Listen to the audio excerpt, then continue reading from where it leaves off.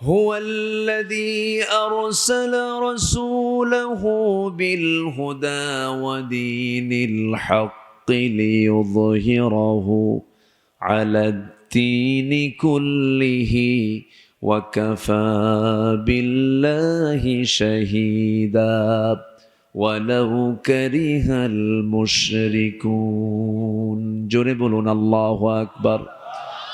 তিনি সেই মহান প্রভু যিনি তাঁর রাসূলকে সত্য দিন দিয়ে পাঠিয়েছেন, যেন তিনি এই সত্য দিনকে, দিন হক ইসলামকে পৃথিবীর সকল দিনের উপরে, সকল মতবাদের উপরে যেন তিনি বিজয়ী করতে পারেন। এই জন্যই আমি আল্লাহ আমার রাসূলকে দুনিয়াতে পাঠিয়েছি। জোরে কোন সুবহানাল্লাহ। দিন কি বিজয়ী হয়নি? আস্তে কয়, নবীর সময় কি দিন বিজয় হয়নি? দিন বিজয় হয়নি শুধু দোয়া কইরা, শুধু দোয়া করে? বদর এসেছে, উহুদ এসেছে, খন্দক এসেছে, ফতে মক্কা এসেছে, হুনাইন এসেছে, মুতার যুদ্ধ এসেছে, হিজরত এসেছে। অনেক সাহাবীকে শহীদ হতে হয়েছে, নবীর দাঁতকে ভাঙতে হয়েছে, নবীর ঘরকে ছাড়তে হয়েছে, রাতের আধারে জাবেলে সুরে 3 রাত 3 দিন না খেয়ে বিছানার শূন্য অবস্থায় থাকতে হয়েছে। ইসলাম এমনি এমনি আসে নাই। ইসলাম এসেছে অনেক স্যাক্রিফাইসের মধ্য দিয়ে। আল্লাহ তাআলা এই জন্য বলছেন, আমি তোমার জান এবং মালকে জান্নাতের বিনিময়ে কিনে নিয়েছি। জোরে বলেন সুবহানাল্লাহ। কিন্তু একটা অংশ আছে আমার দেশের কিছু মুসলমান, এই পার্টে যেতেই চায় না, এই লাইনে যেতেই চায় না। যত রক্ত লাগে দেব, প্রয়োজনে লোক পাঠাবো, আমি যাব না। কি কথা কি বুঝতেছেন? এই জাতীয় লোক আছে না নাই? আচ্ছা, না। আমার নবীজির কথা ছিল, আমি চুরি করব না, কাউকে চুরি করতে দেব না। যদি কেউ চুরি করে হাত কাটবো। আমি ডাকাতি করব না, কাউকে ডাকাতি করতে দেব না। যদি কেউ ডাকাতি করে আমি তার হাত পা কেটে নেব। আমি খুন করব না, কাউকে খুন করতে দেব না। যদি কেউ খুন করে তার উপর আল্লাহর নির্দিষ্ট আইনকে বাস্তবায়ন করব। আমার নবীর দাওয়াতি মিশন ছিল এমন। আমার বন্ধুগণ, আমার নবীর শাসনামলে এক মহিলা চুরি করে ধরা পড়েছে। আমার নবীজি বললেন, হাত কাটো। মেয়েটার নাম ছিল ফাতিমা। কি নাম? ফাতিমা। আমার নবীর মেয়ের নাম কি? ফাতিমা। কমন পড়ে গেছে।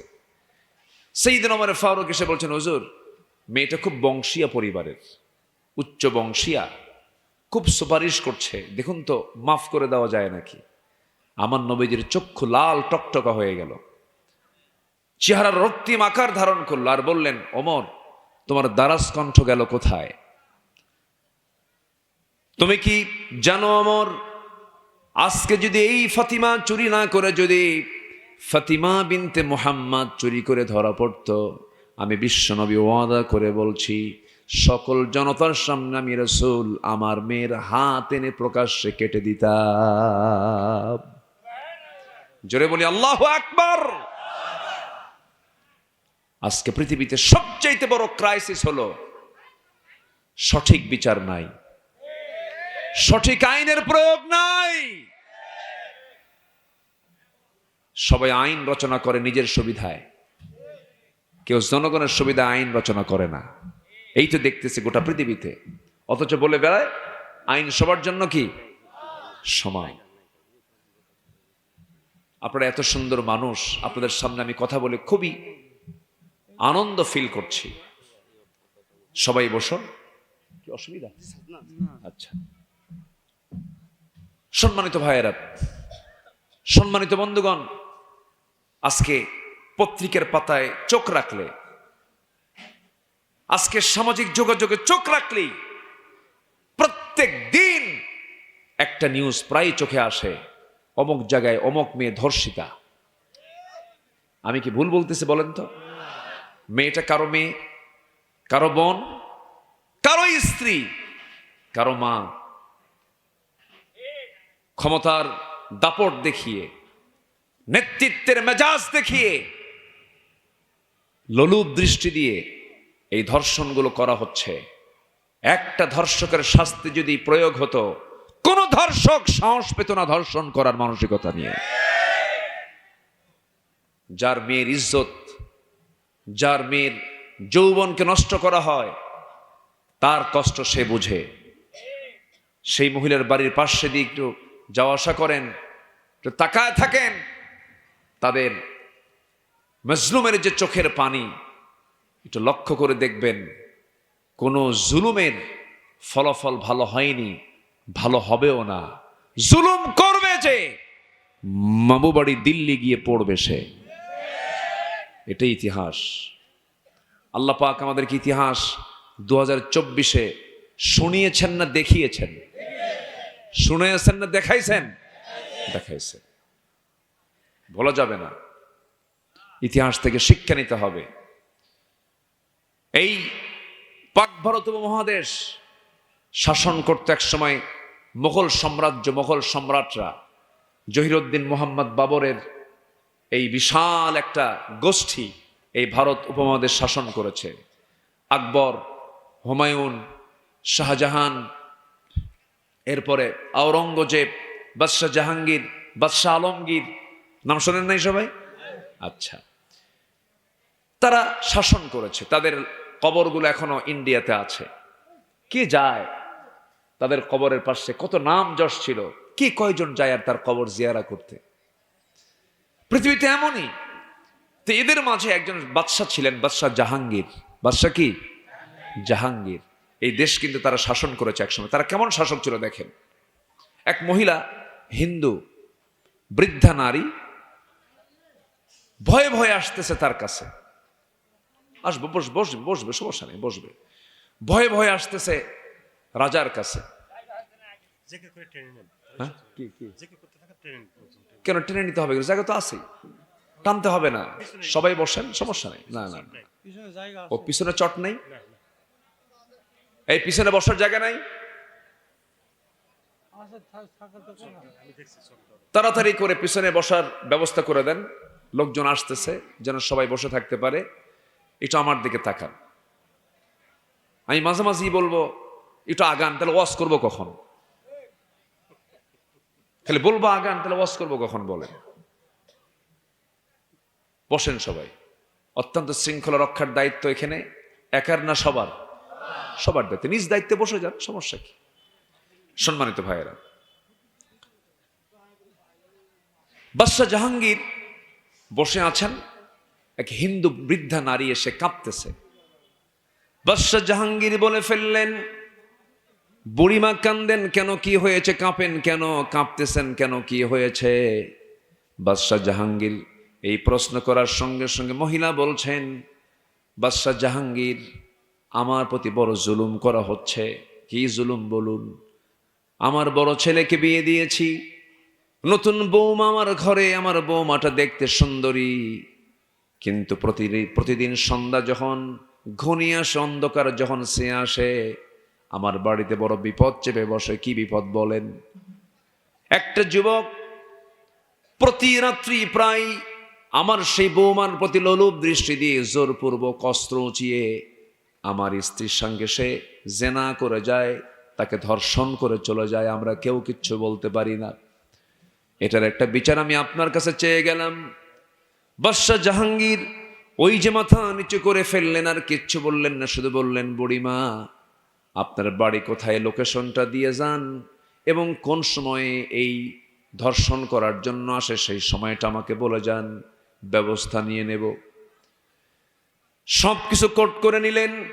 কোট করে নেওয়ার পরে তিনি বিশাল চিন্তায় পড়ে গেলেন এবং মনে মনে ভাবলেন, এই রাজত্বে, এই জনপদে এত বড় দুঃসাহস অন্য কোনো যুবকের হতে পারে না। অবশ্যই এই অপকর্মের সঙ্গে জড়িত আমার নিজের সন্তান ছাড়া কেউ হবে না।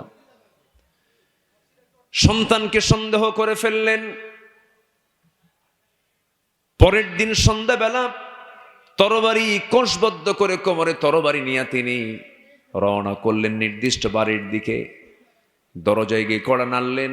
ওই বৃদ্ধা নারী দরজা খুলে দিলেন। এবার বলছেন, যুবকটা যখন ঘরের মধ্যে ঢুকবে শুধু ঘরের লাইটটা বন্ধ করে দিবেন, এরপর আমি ফয়সালা করব।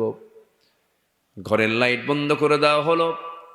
বাদশাহ জাহাঙ্গীর নিজে হাজির হয়ে ঘরের মধ্যে ঢুকে নিজের সন্তান মনে করে অন্ধকারের ভিতরেই তরবারি কোষমুক্ত করে গর্দান বরাবর হাঁকায় দিলেন। মস্তকটা ছিটকে পড়ে গেল। মস্তক যখন ছিটকে পড়ে গেল, আল্লাহু আকবার বলে তিনি বসে গেলেন। এবার বললেন, বুড়িমা ঘরের বাতিটা জ্বালায় দেন। ঘরের বাতি জ্বালায় দেওয়ার সঙ্গে সঙ্গেই তিনি ওই যুবকের চেহারার দিকে তাকালেন। চেহারার দিকে তাকায় দেখেন, তিনি অনুমান করেছিলেন এটা আমার নিজের সন্তান, কিন্তু দেখলেন না এটা তার নিজের সন্তান না। শুকরিয়া আদায় করে বললেন আলহামদুলিল্লাহ, শুকরিয়া আদায় করলেন। এরপরে বলছেন, বুড়িমা আমাকে এক গ্লাস পানি দিন, পানি পান করব। তাকে পানি দেওয়া হলো, তিনি এক গ্লাস পানি পান করলেন। পানি পান করার পরে বলছেন, বুড়িমা আমি আপনাকে বাতি নিভানোর জন্য বললাম, এর কারণ হলো বাতি জ্বলানো অবস্থায় যদি আমি তরবারিতে আঘাত করতে যাই, যদি আমার সন্তানটাই হয়, সন্তানের চেহারার দিকে তাকালে আমার ভিতরে মায়া আসতে পারে, মহাব্বত আসতে পারে, আমি আইন কার্যকর করতে পারবো না। অন্ধকার করেছি এই জন্য নিজের সন্তানকে মারতেও যেন আমার কোনো দ্বিধা না হয়। কিন্তু যখন আলো জ্বালাতে বললাম, যখন দেখলাম আমার নিজের সন্তান এটা নয়, শুকরিয়া স্বরূপ আমি আল্লাহর শুকরিয়া আদায় করে আলহামদুলিল্লাহ বলেছি। এরপরে বাদশাহ জাহাঙ্গীর করলেন কি, নিজের মাথার রাজমুকুট ওই মহিলার পায়ের সামনে রেখে দিয়ে বলছেন, বুড়িমা এই যে আমার মাথার যে রাজমুকুটটা আপনার পায়ের নিচে রেখে দিলাম, আমার এই রাজত্বে একটা নারীর ইজ্জতের দামের যে একটা নারীর ইজ্জতের যে দাম, যে সম্মান, যে মূল্য, আমার এই রাজমুকুটের চাইতে কোটি কোটি গুণ বেশি। জোরে কোন সুবহানাল্লাহ, জোরে কোন আল্লাহু আকবার। তারাও এই দেশ শাসন করেছেন, আমার দেশ এখনো শাসন হচ্ছে। ইতিহাস থেকে শিক্ষা নেওয়ার দরকার আছে না নাই? ইতিহাস থেকে শিক্ষা নিতে হবে। জুলুম করা যাবে না, অত্যাচার করা যাবে না। আমরা জুলুম চাই না শান্তি চাই? বলেন, জুলুম চাই না শান্তি চাই? আল্লাহ কবুল করুন, জোরে বলি আমিন। আচ্ছা, এলাকার মানুষ কি এরকম রাতে, বেশি রাতে আসে? আস্তে আস্তে এলাকার মানুষ কি 12টার পরে আসে? এরকম লোক এখন আসতেছে কেন? এটা কি মানুষ আসতেছে না ফেরেশতা আসতেছে? ও আচ্ছা, জি ঠিক আছে। একটু বসুন, আমাকে একটু কথা বলার জন্য একটু প্ল্যাটফর্ম তৈরি করে দেন। আমরা কথা না বলি, একটু আলোচনার দিকে আস্তে আস্তে একটু মনোযোগী হওয়ার চেষ্টা করি। কি ভাঙবে? কি কইল? ও আচ্ছা, মারা আসছে অনেক না, অনেক মা বোন আজকের মাহফিল আসছেন। বলি আলহামদুলিল্লাহ, জোরে বলি আলহামদুলিল্লাহ। সম্মানিত ভাইয়েরা, তাহলে আমরা এই দুনিয়াতে সামান্য একটু সময় নিয়ে এই দুনিয়াতে আমরা থাকতে এসেছি না দায়িত্ব পালন করতে এসেছি, না ঘুরতে আসছি? বলেন, থাকতে এসেছি, ঘুরতে এসেছি, না দায়িত্ব পালন করতে এসেছি? দায়িত্ব পালন। একটা দায়িত্ব দিয়ে আল্লাহ পাক আমাকে আপনাকে পাঠিয়েছে। ইন্নী জাইলুন ফিল আরদি খলিফা।